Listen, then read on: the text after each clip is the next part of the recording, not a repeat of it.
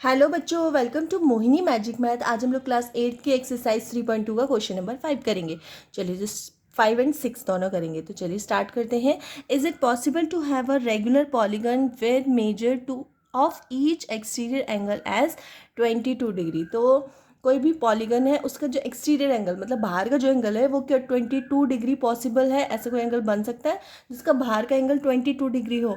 तो क्या वो पॉसिबल है? तो सबसे पहले हमें बताना चाहिए कि टोटल एक्सटीरियर टोटल सम या सम ऑफ एक्सटीरियर एंगल्स जो होते हैं, एंगल्स क्या होता है 360 डिग्री इतना होता है। ठीक है, तो अब 360 डिग्री को हम डिवाइड कर देंगे अगर हमें पता करना है कि रेगुलर एंगल बन सकता है कि नहीं। ठीक है, रेगुलर पॉलीगन बन सकता है। 360 को 22 से अगर मैं डिवाइड करती हूँ, मैं साइड में अगर जाके 360 डिग्री को 22 से डिवाइड कर रही हूँ, 22 वन जा 22 और -4 एंड 1 एंड 0, 22 को 5 से करें, 5 टू जा 10 1 10 नहीं 6 से कर लेते हैं। 6 से 6 टू जा 12 6 टू जा 12 13 14 6 टू जा 12 6 टू जा 12 13। ठीक है, तो ये अप्रॉक्स 8 आ रहा है। तो सपोज इसका जो मतलब इसको जब हम डिवाइड कर रहे हैं तो इसका आ रहा है हमारा 16 8/22। मतलब पूरा क्लियरली डिवाइड नहीं हो रहा है, होल नंबर नहीं आ रहा है, मतलब इसको पूरा कट होना चाहिए तभी एक एंगल इशू हो पाता है। ठीक है ना, मतलब पॉइंट्स में हम एंगल्स नहीं निकाल सकते, मतलब इसमें रेगुलर पॉलीगन में तो नहीं होता है। ठीक है, तो ये पूरा का पूरा कट नहीं हो रहा है, इसका मतलब कि ये पॉसिबल नहीं है। 22 डिग्री अगर एक्सटीरियर एंगल है तो पॉसिबल नहीं है। तो हम यहाँ पे आंसर में लिख देंगे नो, बिकॉज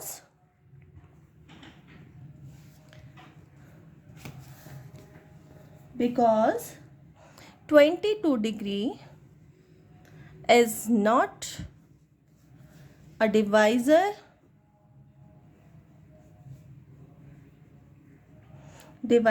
of 360 डिग्री। मतलब 360 डिग्री को ये डिवाइड नहीं कर पा रहा है, इसलिए ये पॉसिबल नहीं है, ये वाला रेगुलर पॉलीगन नहीं हो सकता। ठीक है, अब इसी का बी पार्ट देख लेते हैं। अब देखिए, इसका बी पार्ट दे रखा है, तो इसमें दे रखा है can it be a interior angle. मतलब जो हमें फर्स्ट ए पार्ट में 22 डिग्री जो दे रखा था वो इंटीरियर, हमें कौन सा दे रखा था? Exterior angle.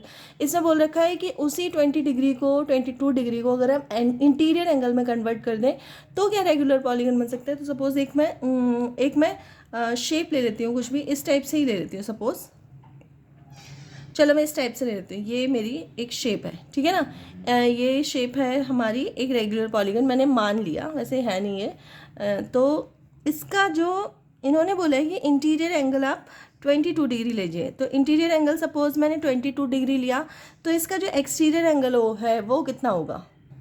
ठीक है, तो इसका एक्सटीरियर एंगल क्या होगा? तो एक्सटीरियर एंगल इसका सपोज ऐसे होगा ना कि एक्सटीरियर प्लस इंटीरियर कितना होता है? 180 डिग्री होता है। ठीक है, तो इंटीरियर हमारा 22 है, एक्सटीरियर हमें नहीं पता। ठीक है, तो एक्सटीरियर कितना हो जाएगा? एक्सटीरियर जो हमारा हो जाएगा वो हो जाएगा 180 माइनस 22, तो ये हो जाएगा अप्रोक्स 158 डिग्री। तो ये वाला एंगल हमारा कितना हो जाएगा? 158 डिग्री। ठीक है, अब हमारे जो सम ऑफ एक्सटीरियर एंगल कितना होता है? सॉरी, इंटीरियर एंगल, हाँ exterior sum of exterior angle, sum of exterior angle कितना होता है? 360 डिग्री। ठीक है, अब 360 डिग्री से अगर हम 158 से 360 डिग्री को डिवाइड करें अगर साइड में हम लोग, तो क्या ये डिवाइड होगा? तो ये 1 टाइम जाएगा, ये हो जाएगा 2, और 5 से 5 गया 0 और 2, नहीं और जा सकते हैं, 2 टाइम जा सकते हैं आई थिंक। ठीक है, मे बी इसका जो आप इसको डिवाइड करेंगे तो ये डिवाइड नहीं होगा, फुल डिवाइड नहीं जाएगा इसका। ठीक है, जा ही नहीं सकता है।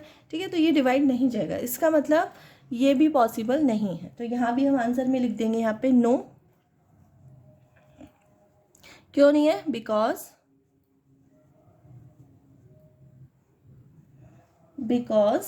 each exterior angle is 180 degree minus 22 degree, तो कितना हो जाएगा ये 158 degree, which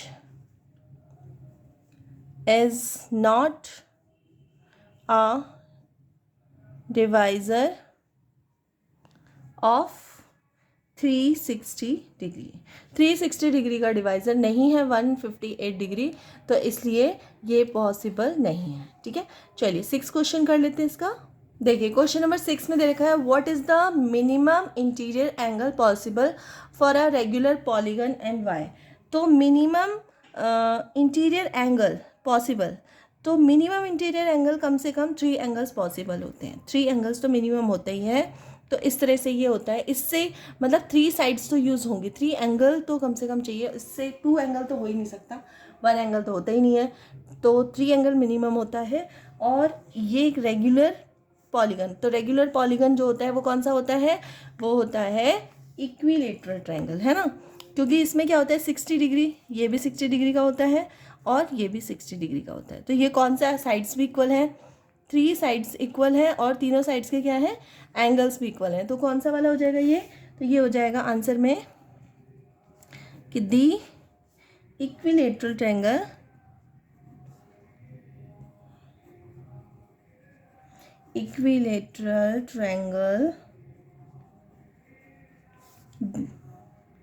being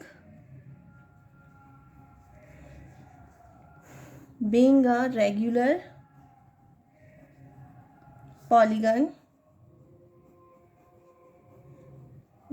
polygon of 3 sides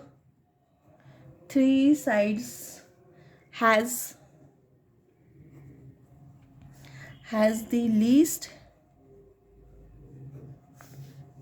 measure of an interior angle जो कि कितना है 60 डिग्री। ठीक है, तो इसका बी पार्ट भी कर लेते हैं। इसके बी पार्ट में देखा है what is the maximum exterior angle possible for a regular polygon. ठीक है, तो मिनिमम, सबसे पहले हमने देखा मिनिमम हमारा क्या था 60 डिग्री। ठीक है, और इसमें बोला है अगर जो इंटीरियर का मिनिमम है तो एक्सटीरियर का कौन सा होगा।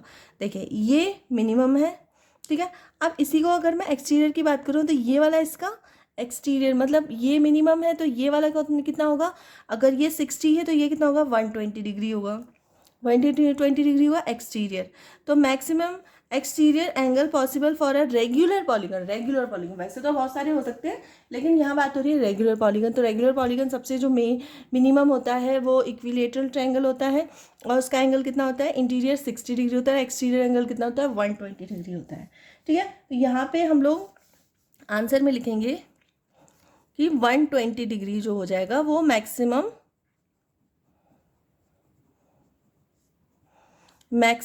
Exterior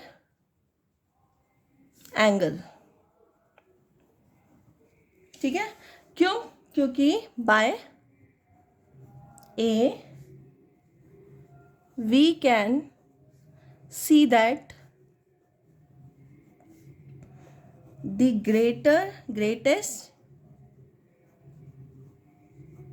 exterior angle